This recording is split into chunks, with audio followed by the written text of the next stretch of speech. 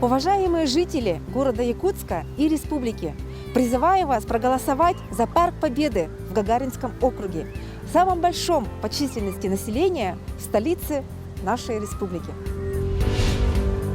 Здесь должен быть современный парк к столетию республики. Для активного и культурного отдыха.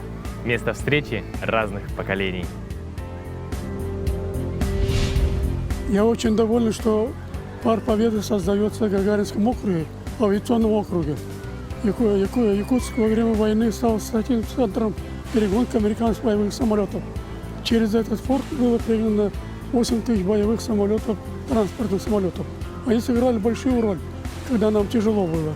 Поэтому это очень примечательно, что парк будет именно в Гагаринском округе. После войны нашу Якутию разбивали те же летчики, которые перегоняли самолеты и которые вернулись с войны. Авиацию разбивали и всю промышленность через авиацию разбивали. Поэтому это очень правильное решение. Именно парк создается в Гагаринском округе. Голосование по федеральному конкурсу по проекту формирования комфортной городской среды продлится до 30 мая.